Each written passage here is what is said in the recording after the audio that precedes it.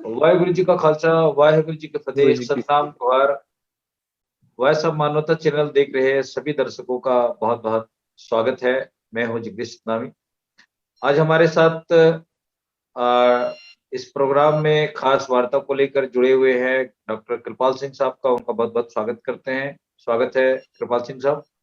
Thank you. हमारे साथ T R खोटे साहब भी जुड़ गए हैं। उनका भी हम बहुत स्वागत करते हैं वर्षा मानवता चैनल में।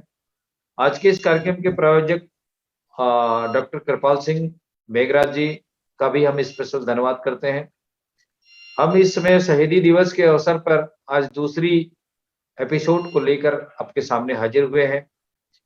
इस कार्यक्रम में वैसे बहुत सारे नए मेहमानों को, कुछ बेटियों को भी आमंत्रित किया गया था, लेकिन किसी वजह से उनका लिंक ओपन नहीं हो पा रहा है। उनका मैसेज आया है। बहरहाल उनको नेक्स्ट टाइम पे हम जोड़ने की कोशिश करेंगे।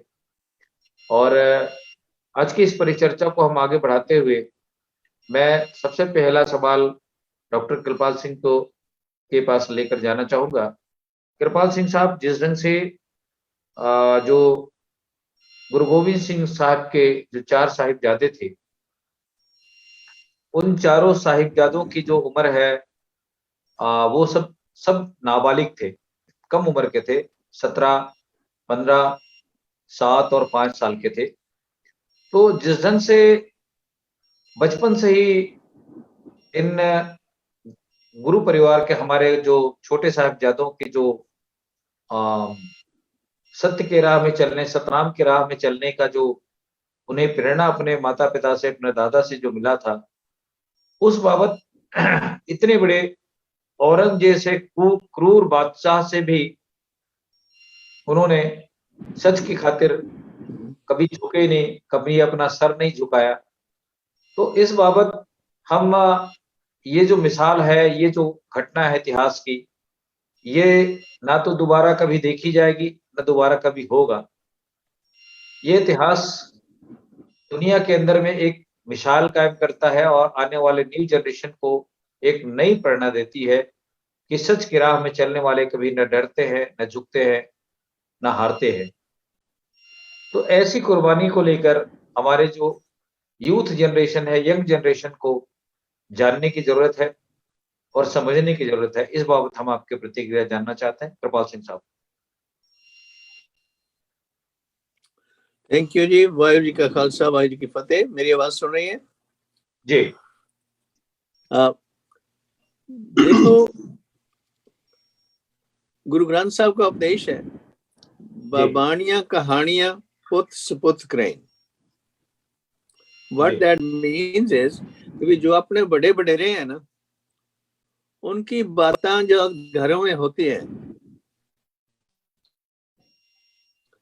तो उन बातों को सुन बच्चों के मन में जोश पैदा होता है।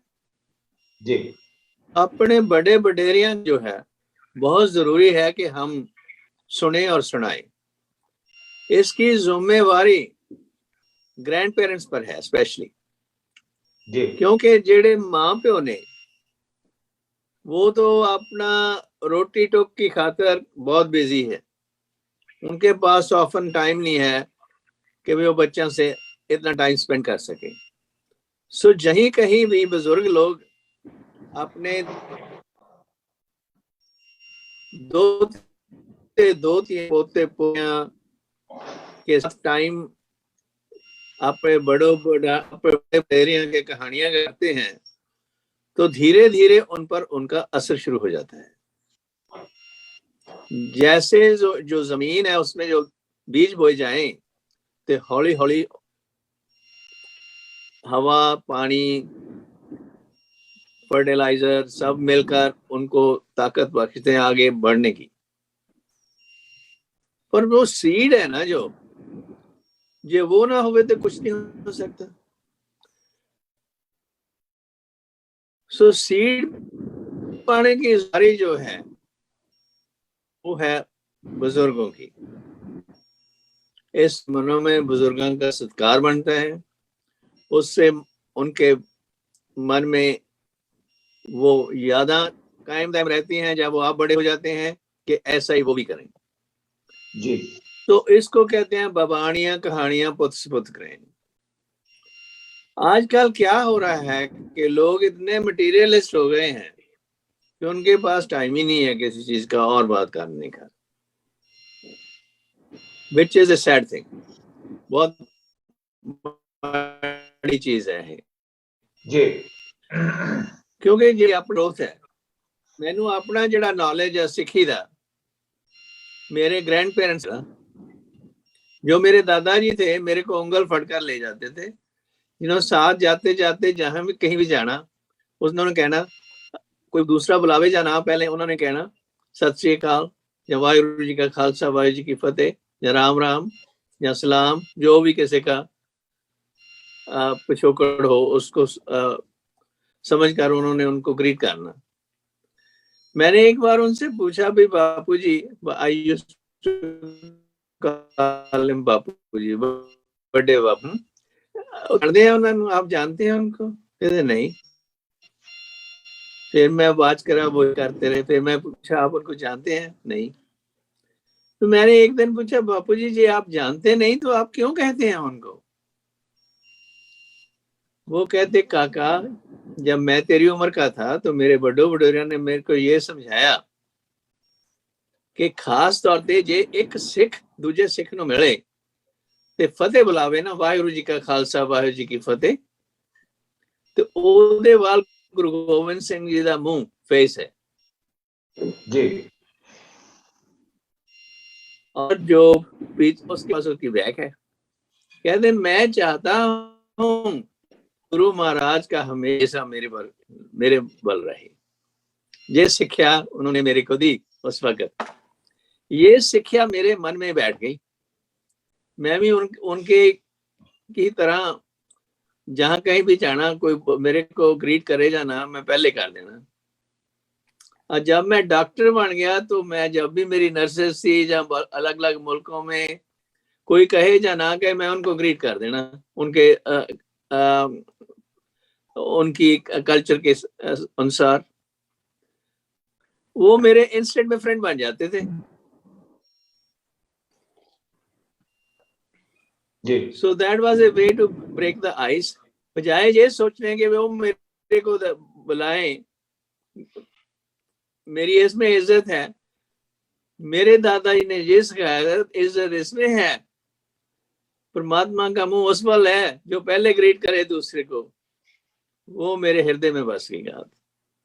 इसी तरह जब हम जो गुरु गोबिंद सिंह दे माता जी, माता गुजरी जी, उन्होंने पिता गुरु तेग बहादुर जी ਦੀਆਂ ਕਹਾਣੀਆਂ ਕਾਰਨਾਮੇ, ਉਹਨਾਂ ਤੋਂ ਵੱਡੇ ਜਿਹੜੇ ਉਹਨਾਂ ਦੇ ਸੀਗੇ ਗੁਰੂ ਹਰਗੋਬਿੰਦ ਸਾਹਿਬ ਜਨਦੇਵ ਜੀ ਦੀ ਸ਼ਹੀਦੀ, ਉਹਨਾਂ ਦੇ ਵੱਡੇ बड़े गुरु अमरदास जी, गुरु अंगद देव जी, गुरु नानक देव जी, सबकी बातें उनको सिखाते होंगे। उनके हृदय इतने परिपक्व कर दिए उन्होंने कि उनका प्यार इतना बांध दिया, उसने विश्वास इतना डूंगा कर दिया कि उन्होंने अपनी जान दे दी, पर यह नहीं कहा कि मैं अपना धर्म छोड़कर इस्लाम कबूल करूंगा। That is my understanding कि how that happened। छोटे छोटे बच्चों ਦੇ ਵਿੱਚ किस तरह इतनी जरूरत पैदा हुई। सो हमारे पर भी ये है कि हम कोशिश करें कि किस तरह बच्चों को हम कॉमनवेल्थ ट्रीट करें, अपने आले दुआले के बच्चों को भी कैसे उनको जोड़ें अपने पिछोकड़ से, अपने हिस्ट्री से, कि उनके मन में उस पर उत्साह और फख्र पैदा हो सके।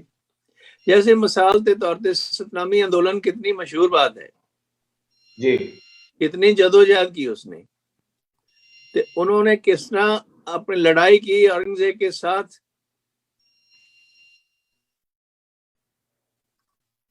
कि चाहे वो उनको जंगलों में ही जाना चढ़ा पड़ा, पर उन्होंने अपना छोड़ा, हौसला नहीं छोड़ा। राणा प्रताप ने कैसे लड़ाई लड़ी, शिवाजी ने कैसे मुकाबला किया। सो हमारे इतिहास में बहुत कुछ है सीखने के लिए।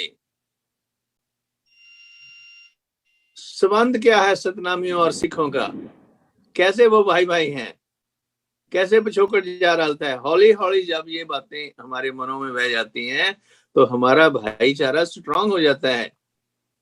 और फिर जो गुरु नानक साहब के हम अरदास में शब्द कहते हैं ना, नानक नाम चढ़दी कला तेरे बाणी सर्वत दा भला। सतनाम उच्चारने विचरने में उसके हमें चढ़दी कला मिलती है। और वाहिगुरु का भाना मनन का हमारे में होश पैदा होती है, जोश पैदा होता है, एनर्जी पैदा होती है, वो हम फिर सरबत के भले के, मानव के भले के लिए बरत सकते हैं। ये है मेरी अर्ज। वाहिगुरु जी का खालसा, वाहिगुरु जी का फतेह। हमारे साथ वाहिगुरू जी की जुड़ गए हैं, बहुत स्वागत है भाटिया साहब वाइस समानता चैनल में। खालसा वाहिगुरू फतेह जी। आज हम शहीदी दिवस के अवसर पर ही दूसरे एपिसोड को लेकर चर्चा कर रहे हैं। और जिस ढंग से गुरु साहिब की जो 4 साहिबजादों की जो प्रेरणा भरी कुर्बानी है, वह आने वाले न्यू जनरेशन, यंग जनरेशन के बच्चों को जानने और समझने की बहुत जरूरत है। इसी को लेकर आज हम चर्चा कर रहे हैं, क्योंकि ये चारों साहिबजादे नाबालिग थे और उनके अंदर में सच्चाई, ईमानदारी, परोपकारी का जो कूट भरा हुआ था, उनके दादा से जो मिला हुआ था उनको, उनके पिताजी से जो बचपन में उन्हें मिली थी, अगर उनकी इस दर्द भरी कुर्बानी को अगर हम पढ़े तो आज भी हम सब लोगों के रोंगटे खड़े हो जाते हैं। तो इस बाबत मैं टी.आर. खोटे साहब के पास में जो 4 साहिबजादे नाबालिग, आप भाटिया जी से पहले, जी भाटिया जी आ गए हैं, भाटिया जी से पहले बुलवाइए, फिर मैं बोलता हूँ। अच्छा जी, मैं अभी जुड़ा हूँ, अभी डॉक्टर साहब की थोड़ी सी बात सुनी, तो जी। कोई बात नहीं है, आप कहें खोटे साहब कोई बात नहीं। मैं खोटे साहब को इसलिए मैं आमंत्रित करना चाहूंगा क्योंकि उन्होंने जो किताब लिखी है सतनाम दर्शन, इसमें पूरे भारत का जो सतनाम ज्ञान दर्शन है, उसमें निचोड़ के रूप में उन्होंने दर्ज किया है अपनी लेखनी के माध्यम से। तो जिस ढंग से हमारा जो सिखों का इतिहास है, सतनामियों का इतिहास है, इस बाबत चूंकि गुरु तेग बहादुर जी के साथ में सतनामियों का उनकी शहादत के समय बहुत बड़ा योगदान था, तो मैं चूंकि ये कुर्बानी और ये शहादत से जुड़ा हुआ मुद्दा है और ऐतिहासिक बातों को हम कर रहे हैं, तो मैं इसीलिए ये जो शहादत है गुरुओं की, जो 4 साहिबजादों की जो दर्द भरी दास्तां है और सच्चाई, ईमानदारी से लड़ने की, जूझने की और कुर्बान होने की, इस पर मैं खोटे साहब की प्रतिक्रिया जानना चाहूंगा कि इन साहिबजादों की कुर्बानी आज के परिदृश्य में कितना मिसाल है। देखिए, ये ऐसा विषय है, कुर्बानी आदमी क्यों देता है, ये विषय ही बड़ा गंभीर विषय है और इस पर प्रतिक्रिया देने के बजाय इससे सीख लेने की बात है जी। ये आजादी की बात है। ये अगर हमने किसी व्यवस्था को स्वीकार नहीं किया और हम पे कोई लाद रहा है, यदि हम स्वतंत्रता आजादी पसंद करते, स्वतंत्रता पसंद करते, समता, स्वतंत्रता, बंधुत्व, ये 3 जो बातें हैं, हमारे बुजुर्गों ने इसी चीज को सिखाया। संत कबीर ने, संत रविदास और ये सारे लोगों ने, जो बुजुर्ग लोगों ने, तो जिसके कारण से गुरु नानक देव ने भी इन्हीं बातों को लेकर के, इन संत महापुरुषों की वाणियों को लेकर के उन्होंने जब इस बात को महसूस किया और सच्चा सौदा जब ये किया, तो कुर्बानी तो साधारण बात हो जाती है। मैंने तब आपके सामने एक बहुत बड़ा विशाल, जो अब जैसे आप मानवता चैनल लेके अब चल रहे हैं, जब मानवता का विषय, मानवता पे कहीं भी चोट आता है तो उसको बचाने के लिए किसी भी हद तक आदमी जा सकता है, उसकी कोई सीमा नहीं होती। गुरु गोविंद सिंह ने, उन्होंने कहा, जो न चिड़िया को बाज बनावा तो न गुरु गोविंद सिंह कहावा। ये जो शब्द है वो उन्होंने उस समय उनको, उनके फौज को इतना गौरेलिया चिड़िया से जो तुलना किया था, तो उन्होंने बताया इसी से मैं 1.25 लाख लोगों से लड़ने लायक बना दूंगा, और करके दिखाया, उन्होंने करके दिखाया। तो इसमें जब इतनी बड़ी ताकत पैदा कर रहे हैं, तो उन्होंने फिर उसमें उनको थोड़ा सा भी तनिक भी ये एहसास नहीं हुआ। उनके चारों बच्चे शहीद हो गए और जंग मैदान में इस तरह से स्थिति आई है। उनकी जो कहानियां आपको सारे आप ज्यादा डॉक्टर कृपाल सिंह जी और हमारे जसबीर भाटिया जी बोलेंगे, मैं उसके ऊपर कम बोलना चाहता हूँ, क्योंकि ये जो स्थिति बनी है और खास करके गुरु तेग बहादुर का, उनकी जो कुर्बानी जिस तरह से हुई, वो कृपाल सिंह जी वो वहाँ शर्मा है, कोई आए हुए थे उनसे कहने के लिए कि हमारी रक्षा करो। जब रक्षा करने की बात आई तो उन्होंने उसी समय गुरु गोविंद सिंह जी, उन्होंने कहा कि भाई इसके लिए बड़ी कुर्बानी चाहिए। तो गुरु गोविंद सिंह उसी समय घोड़े से सवार, खेत को घोड़े का एक हफ्ते थे सवारी करते थे और आए हुए थे, तो उन्होंने उधर आया तो बोला कि भाई आपसे अच्छा कौन कुर्बानी दे सकता है गुरु को। तो गुरु तेग बहादुर को ये बात लग गई, बात समझ में आ गई, इसके लिए बड़ी कुर्बानी चाहिए। और खुद ही उन्होंने निर्णय लिया कि मैं जाऊंगा, और वहां जाकर के उनके सामने उनके दो लोगों को एक दिन ऐसा किस तरह काटा गया, किस तरह खोलते आग पानी में तेल में जलाया गया। गुरु तेग बहादुर उन्होंने शांत, वाहे गुरु करके बोल के उन्होंने शांत हो गए। देखा, स्थिति को देखा, कुर्बानियां ये देखिए, अपने रक्षा के लिए, अपने मान और सम्मान के अधिकार की रक्षा के लिए आदमी बड़ा से बड़ा कुर्बानी दे सकता है। कुर्बानी तो चाहिए हो, मान और सम्मान और अधिकार चाहिए। आज इसीलिए तो सिख कौम शेरों का कौम माना जाता है। क्यों माना जा रहा है? उसका कारण यही है कि कुर्बानी देना, उन्होंने पीछे हटना नहीं सीखा, आगे बढ़ना सीखा, पीछे हटना नहीं सीखा। आज भी सिख रेजिमेंट है, लाइट इन्फेंट्री बटालियन है, जिनके बदौलत पूरी इंडिया अपनी रक्षा की बात करता है। ये हमारे लोगों की शहीदी की भाषा है। अभी भी 400 लोग शहीद हो गए किशाने में, शहीद इसमें, लेकिन उफ तक नहीं बोले, उफ तक नहीं बोले। पंजाब से 700 लोग टोटल तो इंडिया से हो गए, लेकिन उफ तक नहीं बोले और जुल्मी को जुल्म करने दिए। जुल्म करता रहा, अंत में जुल्मी को स्वीकार करना पड़ा कि मैंने गलती की है, और वापस लिया। जुल्मी ने वापस लिया। उनको पता, क्योंकि उसका तो पर्पस ही था जुल्म करना। तो जिसने जुल्म किया उसने अपने जुल्म में उस कानून के तहत उस कानून को वापस लेना पड़ा। ये दिखाता है मैंने शहीदी की भाषा है। इसको मैं बताना चाहता हूं कि ये जो शहीदी है हमेशा आजादी कुर्बानी मांगता है। आजादी हमेशा कुर्बानी मांगता है।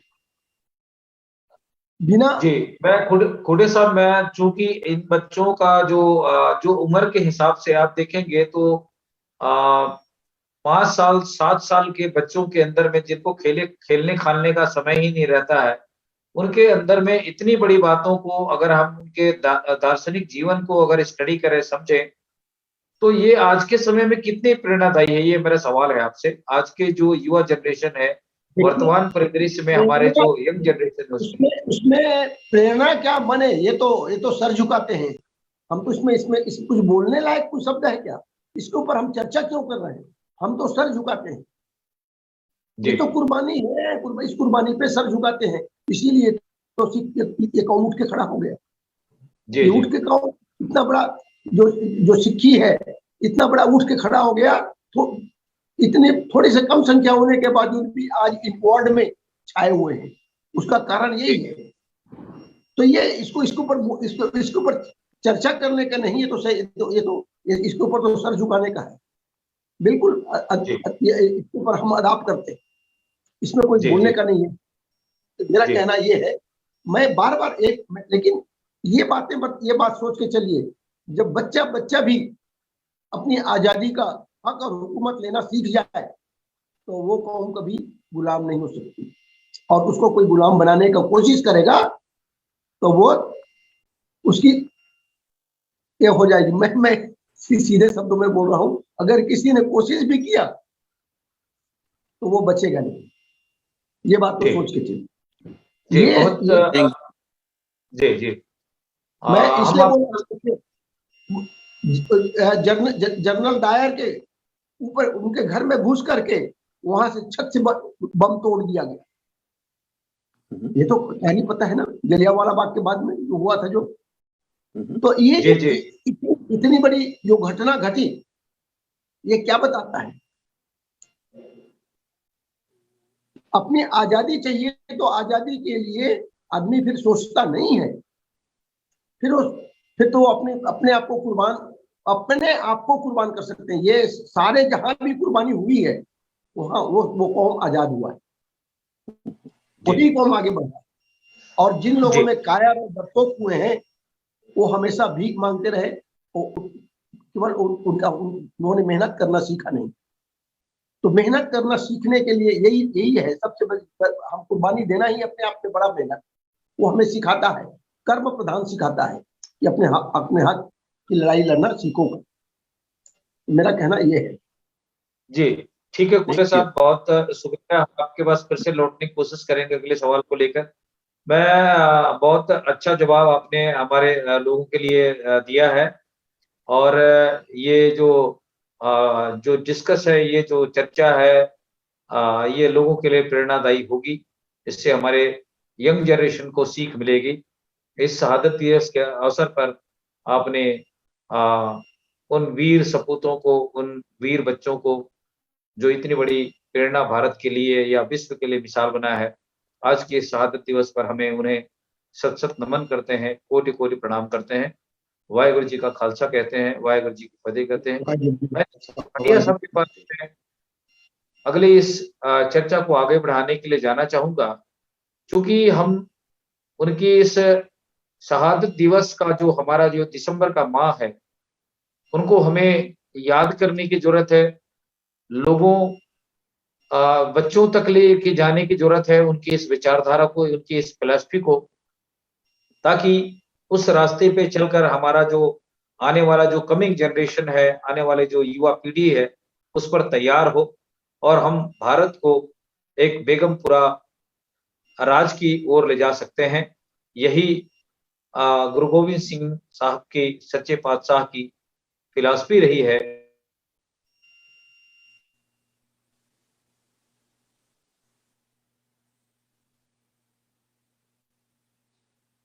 इस बाबत भाटिया साहब के पास में प्रतिक्रिया के लिए जाना चाहूँगा। जसबीर भाटिया साहब, इस पर आप अपनी प्रतिक्रिया अपने शब्दों के माध्यम से बताएँ, ताकि और भी हमारे जो लोगों के लिए ये जो समय है शहीदी दिवस, वो मिसाल बने। मैं प्रतिक्रिया शब्द से थोड़ा सा मैं सर एक सेकंड सर, मैं नहीं, प्रतिक्रिया कहें, कोई बात विचार कहते हैं, कहें, क्योंकि हम प्रतिक्रिया नहीं दे रहे हैं, हम विचार दे रहे हैं। क्या दे रहे? जी ठीक है, जी या ठीक है, तो ठीक है, ठीक है, आप साहब बिल्कुल ठीक कह रहे हैं, आप बिल्कुल ठीक है। इसके ऊपर कहा है ना कि शहीदों की मजार पर हर साल लगेंगे मेले। जब हम शहीदों की, वीरों की बातें करते हैं, उनको याद करते हैं, उनकी कुर्बानियों को याद करके सोचते हैं, उसको अपने दिल में बिठाते हैं, पहले तो हम उनकी श्रद्धांजलि पेश करते हैं, उनके लिए हमारा सर झुक जाता है। सवाल ये है कि जो इंसान जो पैदा होता है, क्या उसका हक है कि वो आजादी से रह सके? क्या दूसरों का कोई अधिकार बनता है कि उनको जबरदस्ती उनको उनके अधिकारों को छीने, उनके धर्म जो भी उनका निश्चय हो उसको जबरदस्ती कुचलें, उनको कोशिश करें बदलने की, उनको गुलामी में रखें, जंजीरों में डाल के रखें? इंसान को, दूसरे इंसान को गुलाम बनाना, ये नैतिकता नहीं है। ये बेसिक असूल है आजादी। To live free is a fundamental right of human beings. But live in society, लेकिन समाज में रहना एक दूसरे के साथ प्रति सद्भावना से रहना, वो अनुशासन है, डिसिप्लिन है। और गुरु नानक से लेके अंत तक, गुरु गोविंद सिंह तक, इसी बेसिक जो मूल विचार है उसके ऊपर उन्होंने सिर्फ वाणी ही नहीं लिखी, अपना जीवन को उसको उसी तरह से ढाल के उसकी दुनिया के सामने पेश किया है। कहते हैं ना, दूसरों को नसीहत खुद मियां फसीहत, वो नहीं, जो नसीहत देते थे वो खुद करते भी थे। तो ये जो प्रेरणा है शुरू से गुरु नानक से लेके अंत तक सारे ही गुरुओं में, उनके मानने वालों में रही। अभी बात की मतिदास सतीदास की, सिर्फ वो उस वक्त ही नौवें गुरु के साथ नहीं रहे, वो शुरू से ही उनके पहले वो गुरु हरकृष्ण के साथ भी रहे। उनके पूर्वज जो थे वो गुरु नानक के समय से ही कुछ जो पश्चिम पंजाब, जहाँ झेलम डिस्ट्रिक्ट में उनका ये सब सरस्वत ब्राह्मण थे, और उन्होंने गुरु नानक के विचारधारा के अंदर आके उन्होंने गुरु नानक की विचारधारा को अपनाया। और उसके बाद फिर कुछ समय बाद उनमें से श्री पुरुषोत्तम दास, वो जो फिर आ गए गुरु अर्जन देव जी के पास, उनके बाद सारा उनका परिवार जो है अंत तक गुरु नानक साहब से लेके गुरु अर्जन साहब से लेके गुरु गोविंद सिंह तक उनके साथ रहे। और मतिदास सतीदास की शहीदी के बाद भी उनके जो फर्दर थे, उनका नाम मैं भूल रहा हूं, वो गुरु गोविंद सिंह के साथ भी रहे।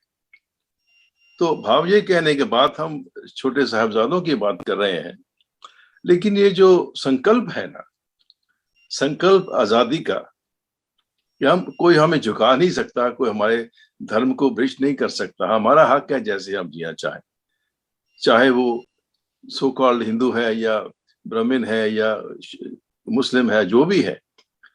छठवें गुरु ने एक बार, लोगों ने कहा जी इस गांव में मुसलमानों के साथ पास कोई मस्जिद नहीं है।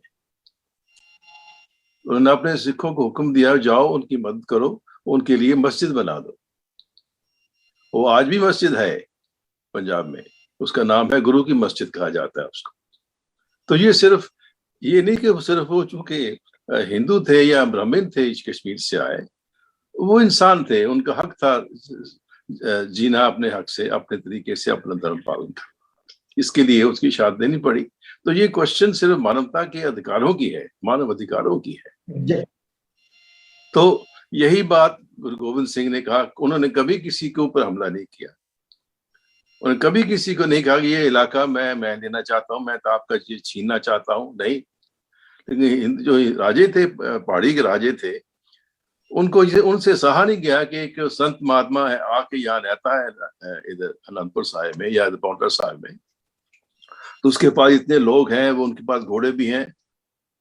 और गुरु साहब की मीटिंग हुई उनके साथ, भाई आप सब लोग मिलो, हमारे ऊपर अत्याचार हो रहा है, ये जो हुक्मरान है उस समय के हमारी जनता के ऊपर अत्याचार करते हैं, आप सबको मिलना चाहिए, इकट्ठे होकर उसका मुकाबला करना चाहिए। और ये भी कहा भी आप भी अमृत लो और खालसा बनो। खालसा कोई पहनावा नहीं है, खालसा एक प्रतिज्ञ है, खालसा एक संकल्प है मानवता की रक्षा के लिए। तो लेकिन कहा नहीं नहीं नहीं, हम कैसे, हम तो बड़े ऊंचे लोग हैं, हम ये इन शूद्रों के साथ कैसे बैठ सकते हैं। और बजाय इसके कि वो गुरु साहब की मदद करते अपनी आजादी के लिए, उन्होंने मुगलों के साथ जाके गठबंधन करके उनकी फौजों को आमंत्रित किया, भाई इनको खत्म करो, गुरु गोविंद सिंह जो एस्टैब्लिश को खत्म करो। तो ये इतिहास है। तो इससे साहब जानते हैं। उसके बाद फिर लड़ाइयाँ हुई चमकौर साहब की बात, चमकौर साहब में, अनंतपुर साहब में जब रहे थे वहां लड़ाई हुई, लेकिन वो कुछ कर नहीं पाए। लेकिन उस समय गुरु साहब के पास कुछ नहीं बचा, ना खाने को, कई कई दिन भूखे वो लोग रहे। और कहा जाता है कि उनके वहां तक पत्ते भी खत्म हो गए थे अंदर जो पेड़ वगैरह थे। फिर उनको मजबूर किया गया कि वो छोड़ दे, हम लड़ाई नहीं करना चाहते। तो गुरु साहब एग्री करके चले गए। फिर चमकौर में जाके वहां फिर उनका पीछा किया, अपने सब वादे भूल गए। जो हिंदू राजे थे उन्होंने गाय बना के उसके ऊपर शपथ ली कि हम आपको कुछ नहीं कहें। गाय के ऊपर शपथ ली, और मुसलमानों ने कुरान के ऊपर शपथ ली कि हम आपको टच नहीं करेंगे, आपको तंग नहीं करेंगे। उनकी बात मान के गुरु साहब चले गए, लेकिन उन्होंने सब अपनी कस्में तोड़ दी और उनका पीछा किया। तो फिर जाके चमकौर साहब में जाके बड़े साहबजादे जो अजीत सिंह और जुझार सिंह थे, 17 साल और 15 साल 14 साल उम्र थी, उनमें से 3 जो उनके पहले 5 प्यारों में से थे वो भी साथ में शहीद हुए। तो सवाल ये है कि झुकना नहीं है। जो इंसान ये ठान लेता है, प्रतिज्ञा कर लेता है, संकल्प कर लेता है कि मेरा आजाद रहना, स्वतंत्रता से रहना मेरा धर्म है, मेरा ये हक है, तो हम अपने हक के लिए लड़ना, फिर जो भी कुर्बानी जैसी कुंटी साहब ने कहा वो देने के लिए इंसान तैयार होता है। ये उसका संकल्प है। गुरु नानक ने बहुत सैक्रिफाइस की है। कैसे आप पूछेंगे, क्योंकि गुरु नानक क्यों किया? देखिए 28,000 किलोमीटर पैदल चले, अपना परिवार छोड़ के, 2 बच्चे छोड़ के घर चले गए। पहली जब उदासी हुई सारा हिंदुस्तान घूमे, जगह जगह जाके लोगों को अपना संदेश दिया। कोई जाति पाति में कोई बात नहीं है, तो ये सब इंसान बराबर है। तो क्या आप किसके लिए लड़े, किसके लिए बातें की? उनके लिए उस वक्त उस लोगों को लड़ाई की जरूरत नहीं थी। लोगों को समझाने की कोशिश की उन्होंने, सब मानवता सब एक है, स्त्री पुरुष एक है, सबको आजादी से रहने का हक है। आप किसी को शूद्र या छोटी जाति बना के उनके ऊपर उनके अधिकारों को मत छीनिए। 10 साल बाद गुरु साहब 10 साल बाहर रहे, ना उनके पास पैसा, ना धन, ना खाने को, दिन रात चलते रहे, कहीं सो गए, कहीं खा लिया, कुछ मिल गए, ऐसे रास्ते जगह जगह जाते प्रचार करते। उस समय इसकी ही जरूरत थी। तो वो भी कितना आप गए हैं, लंबी कहानी मैं नहीं करूंगा, आप जानते हैं इतिहास को, लेकिन वो भी बलिदान था। अपना घर छोड़ के, बताइए, यंग वाइफ और 2 बच्चों को छोड़ के इंसान चला जाए। 10 साल तक गुरु साहब वापस नहीं आए। फैमिली की क्या हालत होती, आप समझ ले। ये भी तो कुर्बानी है ना फैमिली की। जी जी। तो ये बातें हैं। तो साहिबजादे जो थे उनका ये संकल्प था कि हम, जरूरी नहीं है कि गुरु साहब के बेटे थे, उनके साथ जो सिंह थे वो भी उतने ही प्यारे थे गुरु साहब को। जैसे मैंने कल भी शायद परसों कहा था कि जब बड़े 2 साहिबजादे की शहीदी हो गई और जब वो वहां से निकले तो कहा उन्होंने, माता जी ने कहा भी हमारे बच्चों की लाशें पड़ी हैं, इनको ले जाओ। नहीं, ये भी मेरे दूसरे जो शहीद हुए वो भी मेरे बच्चे थे, सब बराबर है सब। उन्होंने अपने बच्चों में ये डिफरेंशिएशन नहीं की कि ये मेरे बच्चे हैं, ये दूसरे हैं। नहीं, मेरे सब हैं। 4 मुंह है तो क्या हुआ, जीवित कई हजार। तो ये जो प्रदर्शन किया है और इस कैरेक्टर का, वो इस संसार में अद्भुत है, लसानी है। ना ऐसा कभी हुआ उसके बाद, और मुझे उम्मीद नहीं कि हो सके। लेकिन बात है चर्चा की, जैसे आपने कहा, खुंड साहब ने विचार दे रहे हैं हम, तो उनको याद करके हमें उनसे प्रेरणा लेनी है कि हम लोग हिंदुस्तान में, मैं तो कहता हिंदुस्तान आजाद नहीं है जब इतनी जातियां हैं जिनके साथ इतना अन्याय किया जाता है, उनको शिक्षा नहीं दी जाती, उनके लिए दूसरों के अधिकार ज्यादा है, उनको वंचित रखा जाता है कई चीजों से, तो क्या आजादी कहाँ है फिर? तो इसलिए अभी भी संघर्ष की जरूरत है। हमें इनसे प्रेरणा लेनी है कि हमारे, तो सबसे प्रेरणा लेने से पहले ये शिक्षा जरूरी है। आप सब अपने माध्यम से अपने लोगों को समझाएं, बताएं उनकी शहीदियों के बारे में। ये सिर्फ सिखों की बात नहीं है, it's nothing to with Sikhs only. Sikh तो एक नाम है जो उसको फॉलो करने वाले हैं, सभी सिख हो सकते हैं। जो उस प्रेरणा से प्रेरित होते हैं, गुरु की जो विचारधारा को समझते हैं, वही सिख हैं, वही सिख हो सकते हैं। तो इस बात से इतना ही कहूंगा कि जरूरत है हिंदुस्तान में, भारत में, हिंदुस्तान गलत शब्द है, भारत में इस शिक्षा की जरूरत है। ये जो इतिहास है सिखों का, गुरु नानक से लेके 4 साहिबजादों तक, गुरु गोविंद सिंह तक, इसका अध्ययन होना चाहिए, शिक्षा होनी चाहिए, ताकि लोग प्रेरित हों और अपनी आजादी के लिए लड़े। धन्यवाद, थैंक यू वेरी मच। बहुत शुक्रिया भाटिया साहब, आपने बहुत ही प्रेरक विचारों के साथ में आज की इस परिचर्चा को हमारे सामने रखा है, क्योंकि आने वाले जो समय में जो भारत का जो इतिहास है वो गुरुओं की, चार साहित्यातों की ये जो इतिहास है, इसको स्कूलों में पाठ्यक्रमों में शामिल करके अगर ये सारी चीजों को, उनकी इस प्रेरणा भरी बातों को अगर लोगों तक लेके जाएं, तो मुझे लगता है कि भारत का परिदृश्य ही बदल सकता है, क्योंकि सच्चाई, ईमानदारी के साथ की राह में चलने के लिए इन बच्चों ने अपनी कुर्बानी दी है। और यही आज देश का परिस्थिति भी कहता है कि सच की राह में चलने से ही हम भारत को एक अच्छे स्वर्णिम दिशा की ओर ले जा सकते हैं। लेकिन दुर्भाग्य की बात है कि ऐसे महान गुरुओं की कुर्बानियों को इतिहास में ही दफन कर दिया गया है। बहरहाल आज की इस परिचर्चा को हम आगे बढ़ाते हुए मैं डॉक्टर कृपाल सिंह साहब के पास फिर से लौटना चाहूंगा। संक्षिप्त में आज की इस परिचर्चा को जिस ढंग से स्कूलों में, किताबों में, मैं सोचता हूं कि लाखों लाखों बच्चों को इसी इतिहास की सच्ची जानकारी नहीं है, जिन्हें उनकी जानकारी होने की आवश्यकता है, बताए जाने की आवश्यकता है। हम समय समय पर इसीलिए इसको हम आज दूसरी एपिसोड के रूप में इसलिए आज हम लोगों ने चुना है कि हम अगर लगातार हम अपने इस प्लेटफॉर्म के माध्यम से व समानता चैनल के माध्यम से इस विचार को आगे लेके जाएं, तो कम से कम ज्यादा नहीं तो थोड़ी बहुत लोगों को समझ में आएगी, जो हमारे साथ जुड़े हुए उनको समझ में आएगा। तो हम लोगों ने अपने इस फर्ज को निभाते हुए आज की इस परिचर्चा को दोबारा करने की कोशिश की है, और हम सोचते हैं कि आने वाले समय में भी हम इसको और विस्तार से लेके जाने की जरूरत है। जब हम बच्चों को शिक्षा देने की बात करते हैं, तो आप लोगों के माध्यम से, जूम के माध्यम से, हम प्रोजेक्टर के माध्यम से हम बच्चों का एक स्कूल भी स्टार्ट करने वाले हैं। ऐसे हफ्ते में एक दिन बच्चों को इकट्ठा करके ऐसे महान पुरुषों की जीवनी को, विचारों को आप जहाँ कहीं भी रहें वहाँ आधे घंटे सोशल मीडिया के माध्यम से अपनी मैसेज दे सकते हैं।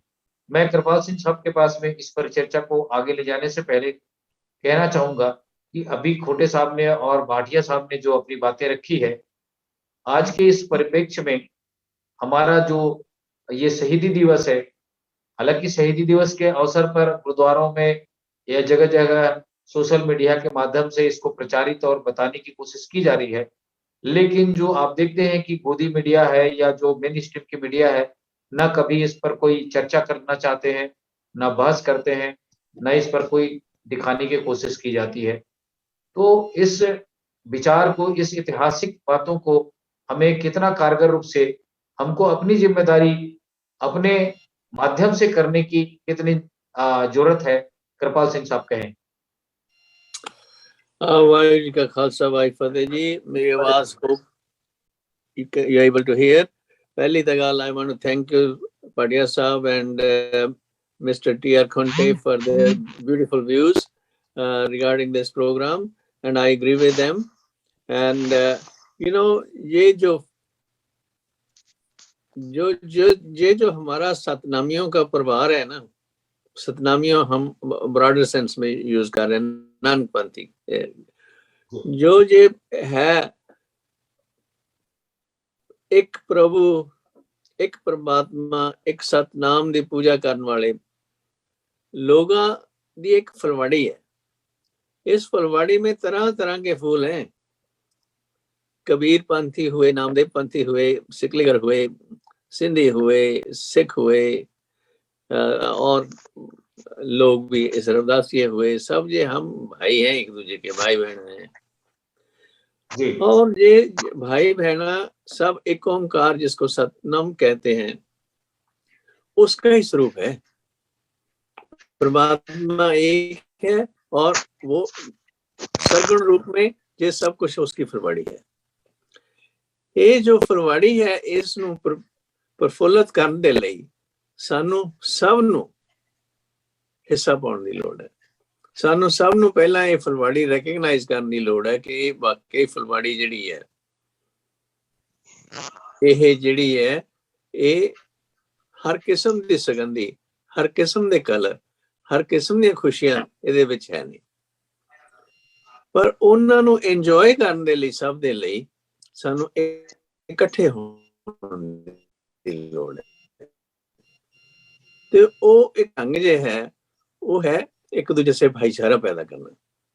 वो भाईचारा ऐसे ही पैदा होगा जब हम अपने जो बुजुर्ग लोग हैं इसमें अहम रोल पैदा करेंगे, अपने बच्चों को, पोतरे पोतरियों को, दोते दोतरियों को कहानियां सुनाएंगे और उनके साथ बाकी बच्चों से भी जुड़ेंगे, बाकी कम्युनिटीज के जो बच्चे हैं। सब रल मिल के हम इस मार्ग को आगे बढ़ा सकते हैं।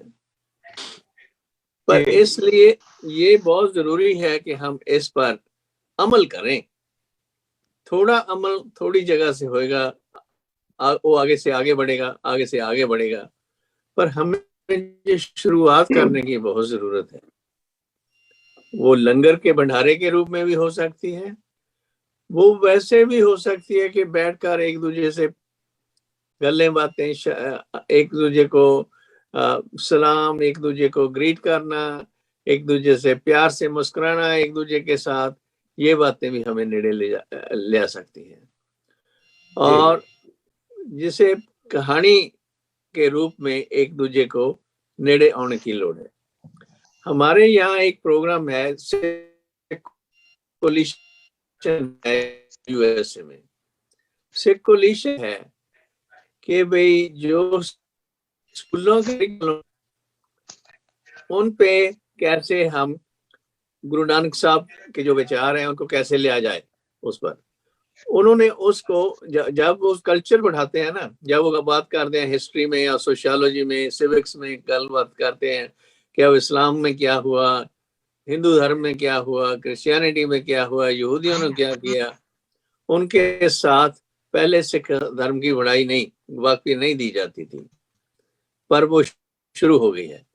अब यूनाइटेड स्टेट्स के 50 स्टेट्स हैं, तकरीबन 30-35 स्टेट्स में ये शुरू हो गई है। अरे हमें आस है कि हौली हौली सब स्टेट्स में हो जाएगी। ऐसे इंग्लैंड में और जगह में भी ये चीजें हो रही हैं। पर समहाउ जो करिकुलम हिंदुस्तान में है CBSE के, जहाँ जो वो हमारे स्कूल हैं स्टेट के, उनमें कोई ये है नहीं, हमारे बड़ों बुढ़ेरों की कोई बात नहीं है, उनकी भक्ति की लहर की कोई शिक्षा नहीं है। सब ये चीजों पर कोशिश करने के हमको जो शिक्षा का डिपार्टमेंट है, जहाँ जो टीचर है, जो भी स्कूल है, उनमें संपर्क पैदा करना चाहिए ताकि ये जो हमारे बड़े बडेरे हैं उनकी बातों भी बाकी चीजों के साथ बढ़ाई जाए। देखो ना, आप मुगल हिस्ट्री, इंग्लिस्तान की हिस्ट्री पढ़ाते हैं, वो तो कहाँ गई? जो हमारी लोकल हिस्ट्री है उसको पढ़ना और विचारना, उसमें फख्र लेना बहुत जरूरी है। ये हम ऊपर अपने लोकल हिस्ट्री नहीं पढ़ी, उससे कोई अपने श्रद्धा पैदा नहीं हुई, तो हम कैसे आगे बढ़ेंगे? पहले सफाई उस जगह की करनी चाहिए, उस चीज में रोशनाई पैदा करनी चाहिए जो हमारे आले दुआले है, उसके बाद फिर दूसरी जगह की बात है। सो मेरी अर्ज यही है कि हम ऐसे विचार सोचें कि वे कैसे हम हमारे लोकल एरिया में ये श्रद्धा के फूल, बड़े बडेरियों की कहानियां का प्रचार कैसे कर सकें। वाहिगुरू जी का खालसा, वाहिगुरू फतेह। जी, बहुत शुक्रिया डॉक्टर कृपाल सिंह साहब। आज की इस परिचर्चा को हम संक्षिप्त की ओर ले जाना चाहेंगे। मैं खोटे साहब के पास में संक्षिप्त में आज की इस डिबेट पर उनकी प्रतिक्रिया लेना चाहूंगा। खोटे से कृपाल सिंह साहब ने, भाटिया साहब ने अपनी बातों को एक्सप्रेशन के माध्यम से आज की रखा है। आज की इस शहीदी दिवस के अवसर पर मानवता चैनल के माध्यम से हमारे जो यंग जनरेशन को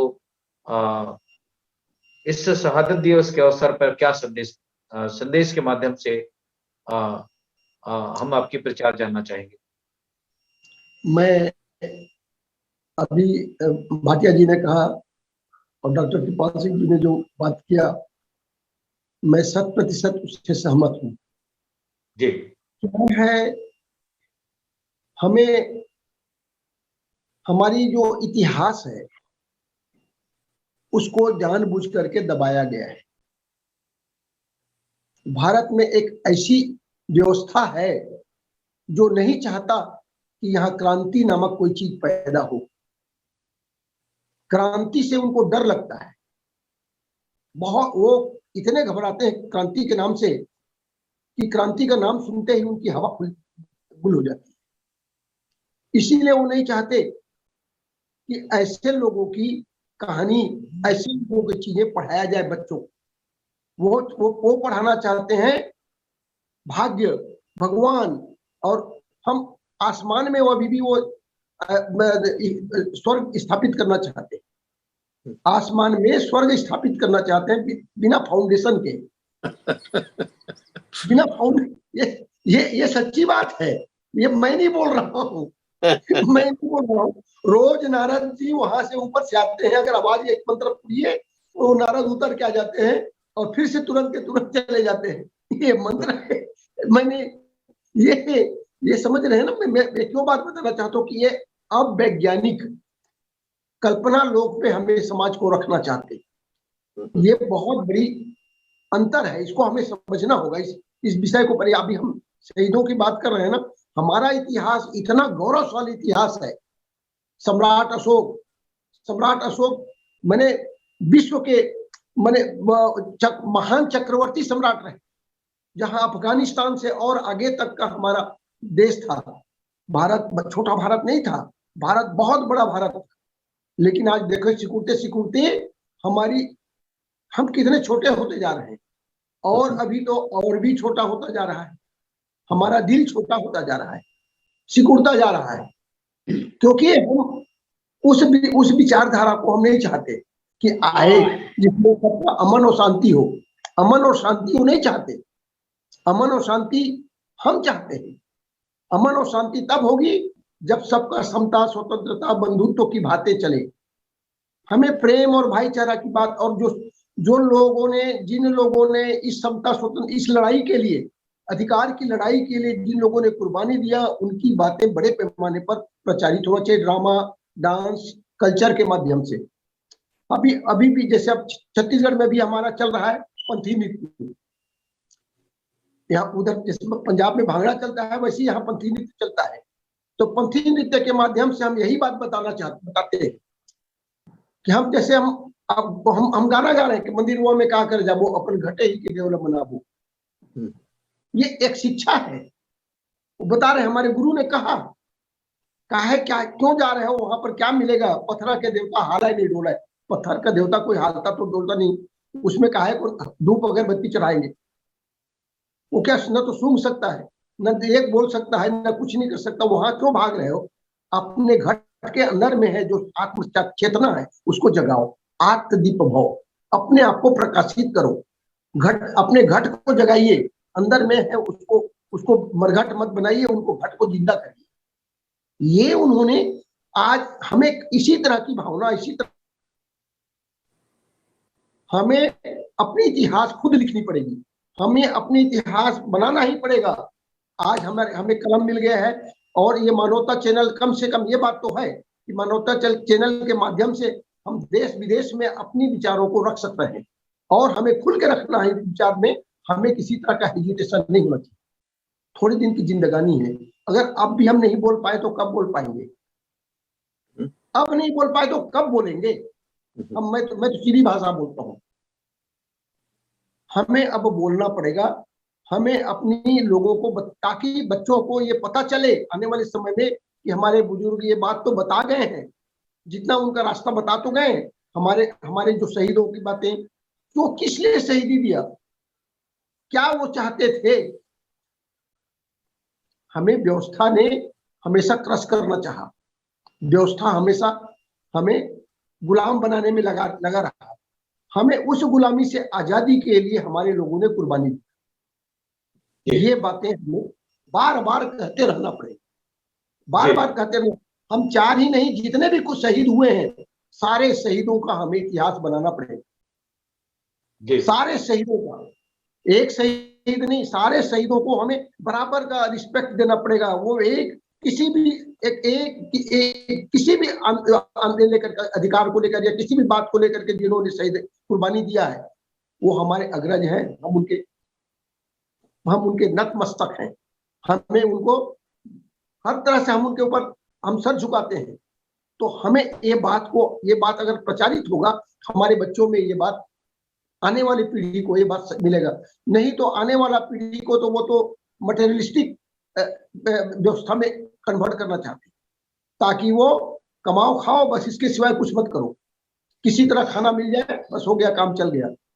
ये अब नहीं चलना चाहिए। ये नहीं तो वरना फिर से आजादी हमारे खतरे में पड़ जाएगी। इंडिया में, भारत में आजादी बड़े फिर से खतरा की ओर, खतरनाक मोड़ की ओर ले रहा है। वो तो किसान आंदोलन है जिसने उठ के जिंदा कर दिया। किसान आंदोलन ने जिंदा कर दिया। फिर से एक बार आजादी की बात लोगों को समझ में आने लगी है। नहीं तो वरना ये किसान आंदोलन नहीं चला होता। एक साल के किसान आंदोलन ने बहुत बड़ा क्रांति लाया है देश में। हम उनके नतमस्तक हैं, हम उनके नतमस्तक हैं। हम भी नेचुरल है, ये हमें स्वीकार करना पड़ेगा। तो इसीलिए हमें हर तरह की बातें, जो भी क्रांति करते हैं, जो भी अधिकार की बातें कर रहे हैं, मानवता के लिए मानवता चैनल है, और मानवता चैनल यही मानवता है।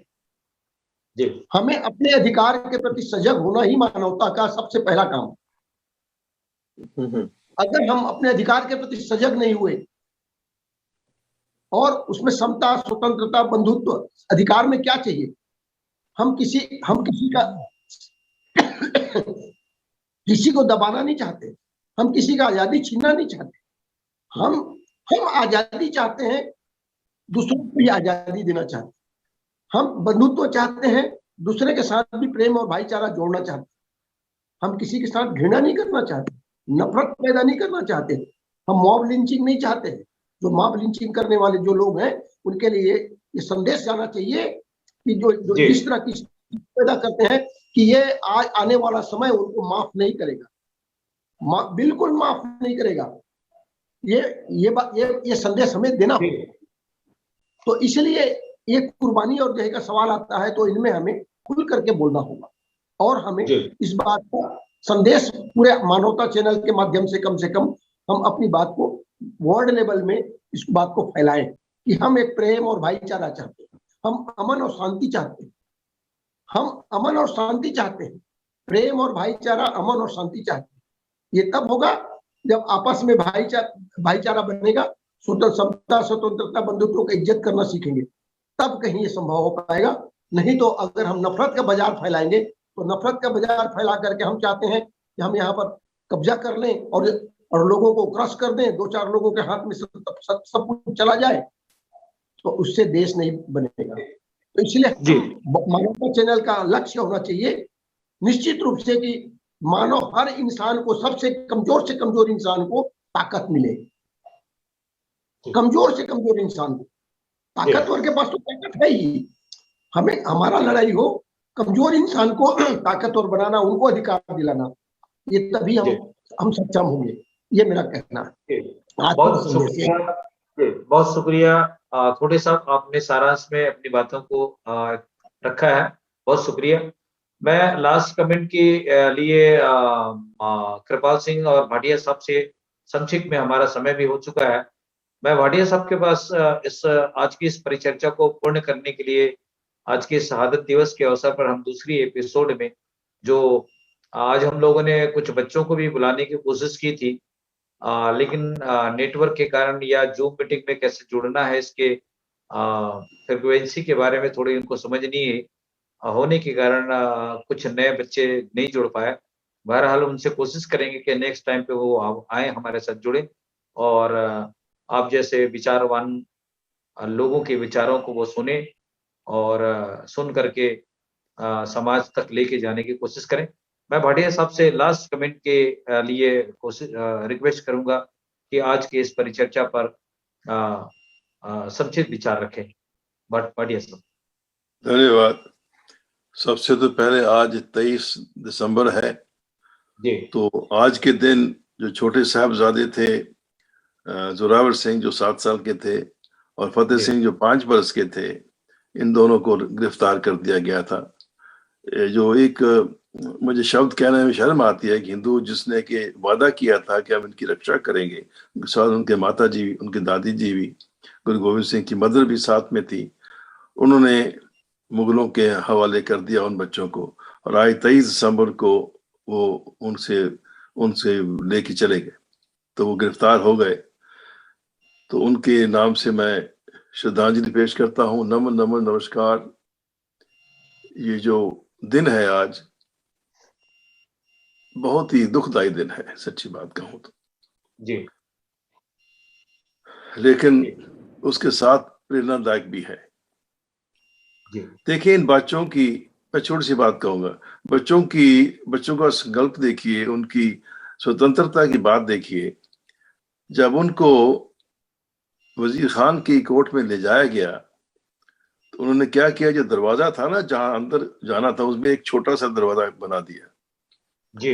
ये सोच के कि जब बच्चे अंदर घुसेंगे तो सर झुका के अंदर घुसेंगे, कि छोटा दरवाजा था,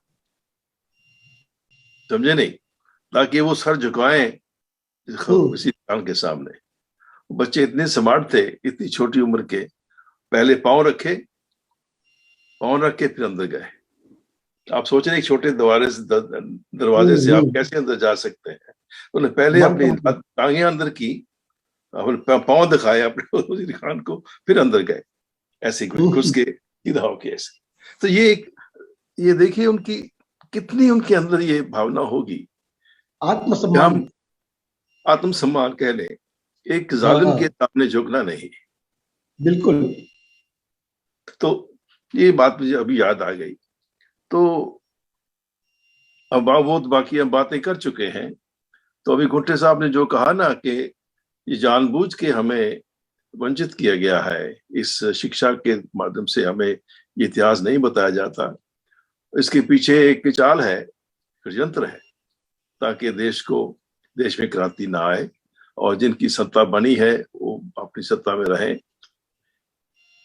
जी। बात करूंगा बाबा अंबेडकर साहब की। वो बड़े ही विचारवान विद्वान लोग थे, शक्ति व्यक्ति थे, जो संविधान बनाया है, लेकिन अंत में वो हार गए इन ऊंचे लोगों के सामने। मैं नाम नहीं लेना चाहता। जो 25 में लिखवा दिया उन्होंने, और उन्होंने, क्योंकि बाबा साहेब सबको सिख बनाना चाहते थे, जितने भी हमारे छोटी जाति के लोग थे उस वक्त। मैं छोटी जाति कहना गलत समझता हूँ, लेकिन मजबूरी है कहने के लिए सभी को, लेकिन उनको उन्होंने नहीं बनने दिया। तो उनको मालूम था अगर वो सिख धर्म तैयार कर लेंगे तो ये क्रांति आ जाएगी। तो उन्होंने फिर जबरदस्ती उनको आर्टिकल 25 बनाया। जो छोटी जातियां फिर भी छोटी जातियां रही, चाहे उनको कुछ कह दिया, हरिजन कह दिया, गाली है, पहले शूद्र कहा फिर हरिजन कह दिया, तो ये भी तो दूसरी गाली, नई गाली दे दी। तो मैं ये ज्यादा ना जाऊं इसमें, आप सब जानते हैं। एक छोटी बात यह है, अंत में बात यह है कि शिक्षा की बहुत जरूरत है, और शिक्षा ठीक किस्म की शिक्षा होनी चाहिए। ये नहीं कि लोगों को झूठी मूठी शिक्षा दे के उनको गुमराह किया जाए, लेकिन जो सच्ची विद्या है, हमारे देश के इतिहास की विद्या है, हमारे गौरवशाली इतिहास की विद्या है, किस तरह से हमारे देश में शहीदों ने, वीरों ने इस देश की रक्षा के लिए, उसके सम्मान के लिए अपने बलिदान दिए, तो उनको याद करना है। फिर मैं दोहराऊंगा, शहीदों की चिताओं पर लगेंगे हर साल मेले। तो यही बात है, हमें उनको याद करना है। मेले का मतलब यही है, उनको याद करना है, उनसे प्रेरणा लेनी है। और ये सिर्फ बातें ही नहीं करना, हमें समय है कि हमें एक्शन भी करें, कोई करें अपने अपने अपने लेवल पे। जैसे डॉक्टर साहब ने कहा ना, 1 से 2, 2 से 4, 4 से 8, तो ऐसे ही बात बनेगी, ऐसे ही शिक्षा बढ़ेगी। हाँ, एक बात और कहूँ, अभी पंजाब में पिछले साल एक उन्होंने नई यूनिवर्सिटी बनाई है, जो बिल्कुल उसमें प्रोग्राम फ्लेक्सिबल है, बच्चे से लेके बूढ़े तक उसमें से शिक्षा ले सकते हैं। जैसी भी शिक्षा उनको चाहिए वो वहां से ले सकते हैं। वहां फिजिकल जाने की जरूरत भी नहीं है, दूर से भी शिक्षा ली जा सकती है, वो कंप्यूटर के रास्ते से। तो आप उसका फायदा उठाएं। मैं चाहता हूं कि आप में से कोई उन पर संपर्क करे, मैं उनका लिंक भेज सकता हूं। और वाइस चांसलर बोल रहे थे उस दिन। तो कोई भी उसमें, क्योंकि डिस्टेंस एजुकेशन में ये है कि उसमें नंबर लिमिटेड नहीं है, इतने लोग क्लास में आ सकते हैं, जितने भी लोग चाहें उसमें शामिल हो सकते हैं, और जैसी भी उनको शिक्षा चाहिए एज के, अपनी उम्र के हिसाब से वो वहां मिल सकती है। तो ऐसी चीजों का, ऐसे जो सुविधाएं पंजाब में क्रिएट की गई हैं, उसका फायदा उठाइए और इस शिक्षा को आगे बढ़ाइए। यही मेरा आज का संदेश है। वाहिगुरू जी का खालसा, वाहिगुरू जी का फतेह। बहुत शुक्रिया जसवीर भाटिया साहब। मैं लास्ट कमेंट के लिए डॉक्टर कृपाल सिंह साहब को निवेदन करूंगा कि आज की इस परिचर्चा को अंतिम विराम दें। कृपाल सिंह साहब। थैंक यू जी। वाहिगुरू जी का खालसा, वाहिगुरू फतेह। मैं ਤੁਹਾਡੇ ਦੋਨਾਂ ਨਾਲ, ਜਸਵੀਰ ਸਿੰਘ ਭਾਟੀਆ ਐਂਡ ਟੀ.ਆਰ. ਖੁੰਟੇ, ਦੋਨਾਂ ਦੇ ਨਾਲ ਸਹਿਮਤ ਹਾਂ। ਤੁਹਾਡੇ ਨਾਲ ਜਗਦੀਸ਼ ਜੀ, ਜੋ ਗੁਰੂ ਗੋਬਿੰਦ ਸਿੰਘ ਜੀ ਤੇ ਉਹਨਾਂ ਦੇ ਪਰਿਵਾਰ ਦੀ ਤੇ ਸਿੱਖ ਧਰਮ ਇਨ ਜਨਰਲ, ਜੋ सतनाम के पुजारी हैं, सब भगत भाई जो भी हैं, गुरु ग्रंथ साहब में जितने भी के नाम दर्ज आए हैं, वो सब की जो लड़ाई है ना, वो जुल्म के विरुद्ध है। सबसे बड़ा जुल्म जो है वो है जात पात। सबसे बड़ा जुल्म जो है ना, वो है लोगों ਨੂੰ ਵੰਡਣਾ ਤੇ ਗੁਰੂ ਗ੍ਰੰਥ ਸਾਹਿਬ ਦੀ ਸਿੱਖਿਆ ਅਨੁਸਾਰ ਸਭ ਨੂੰ ਇੱਕ ਦੂਜੇ ਸਾਂਝੀ ਵਾਲਤਾ ਪੈਦਾ ਕਰਨਾ। ਸੋ ਸਾਂਝੀ ਵਾਲਤਾ ਦੇ ਖਾਤਰ ਜਿਹੜੀ ਕੁਰਬਾਨੀਆਂ ਨੇ, ਛੋਟੇ ਸਾਹਿਬਜ਼ਾਦਿਆਂ ਦੀਆਂ, ਵੱਡੇ ਸਾਹਿਬਜ਼ਾਦਿਆਂ, ਗੁਰੂ ਗੋਬਿੰਦ ਸਿੰਘ ਦੀਆਂ, ਗੁਰੂ ਤੇਗ ਬਹਾਦਰ ਜੀ ਦੀਆਂ, ਮਾਤਾ ਗੁਜਰੀ ਜੀ ਦੀਆਂ, ਗੁਰੂ ਅਰਜਨ ਦੇਵ ਜੀ ਦੀਆਂ ਤੇ ਬਾਕੀ ਗੁਰੂਆਂ ਦੀਆਂ ਵੀ ਜਿਹੜੀ ਜਦੋਜਹਿਦ ਰਹੀ ਹੈ, ਉਹ ਸਾਂਝੀ ਵਾਲਤਾ ਪੈਦਾ ਕਰਨ ਦਿੰਦੀ ਹੈ ਜੀ। ਸੋ ਅਸੀਂ ਯਾਦ ਕਰਦੇ ਹਾਂ ਤੇ ਸਾਨੂੰ ਸਾਰਿਆਂ ਨੂੰ ਸੋਚਣਾ ਚਾਹੀਦਾ ਕਿਸੇ ਅਸੀਂ ਸਾਂਝੀ वालता करिए। सो साझे पैदा करने के लिए हमें जो साखियों है ना, अपने बड़ों वडेरियों के जो एजुकेशन का सिस्टम है, उसको बदलना पड़ेगा। जितना चेर हम लोकल एजुकेशन को इम्प्रूव नहीं करेंगे, लोकल फख्र नहीं पैदा करेंगे, उतना चेर हम जुल्म विरुद्ध लड़ाई नहीं लड़ सके। सो मेरी यही प्रार्थना है आप सबको कि देखो कैसे जहाँ कहाँ भी आप रह रहे हैं, वहाँ की एजुकेशन में कैसे चेंज ले आई जाए।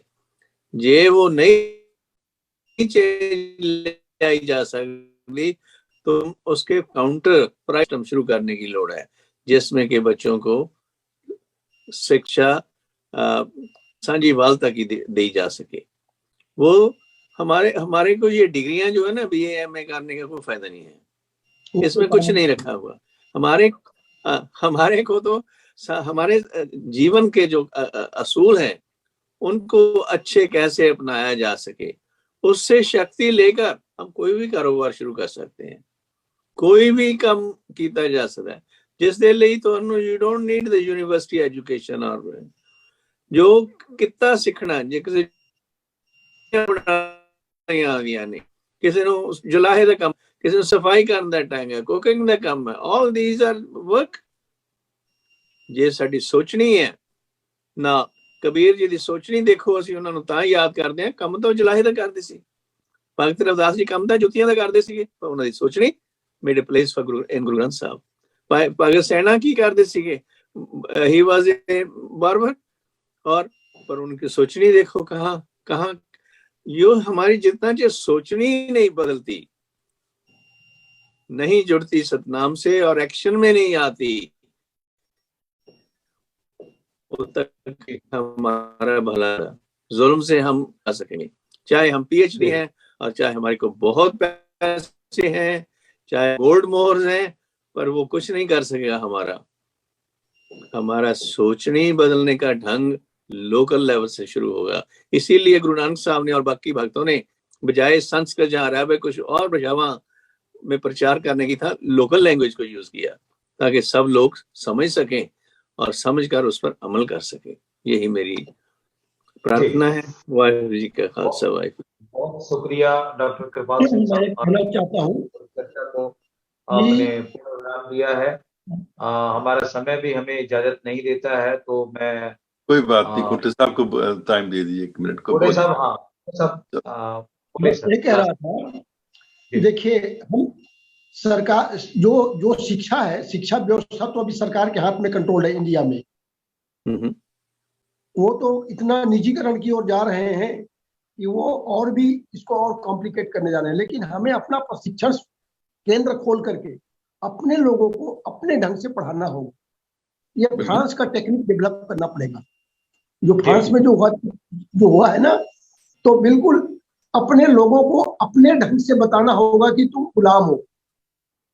ये हमें प्रशिक्षण दे करके हम ये, जैसे मैं बहुत सारा कैंप लिया हूँ, कैडर लिया हूँ, अभी भी लेते रहता हूँ और चलते रहता है। तो हम कैडर के माध्यम से हम अपने लोगों को बता रहे हैं और उनके माध्यम से एक अपनी इतिहास बता रहे हैं। वो हमारी इतिहास वो नहीं बताएंगे और वो स्कूलों में नहीं मिलेगा। आप MA BA कुछ भी डिग्री ले लो, उस डिग्री के लिए तो अलग पढ़ना पड़ेगा, लेकिन हमें आजादी। आपका आपका सजेशन बहुत अच्छा है, इस पर अमल किए जाने की जरूरत है और नेक्स्ट सेशन पे हम आपके इसी विषय पर ही हम चर्चा करने की कोशिश करेंगे। जी, प्रशिक्षण, हमारा प्रशिक्षण के ऊपर मैं बता दूंगा। हम लोगों ने, मैं इतना 200 से ज्यादा ले चुका हूँ कैडर के। जी, बहुत शुक्रिया। आज के इस कार्यक्रम को हम यही समाप्त करना चाहेंगे। वाहिगुरु जी का खालसा, वाहिगुरु जी के फतेह। हमारे साथ जुड़े TR खोटे साहब का, जसबीर भाटिया साहब का, कृपाल सिंह जी का स्पेशल बहुत बहुत धन्यवाद। आपने अपना समय हमारे वाइस ऑफ मानवता चैनल पे निकाला और अपने विचार व्यक्त किए। आज के इस शहादत दिवस के अवसर पर हम सभी चारों साहिबजादों के इस कुर्बानी को हम सत सत नमन करते हैं। वाहिगुरु जी का खालसा, वाहिगुरु जी की फतेह। सतनाम। जो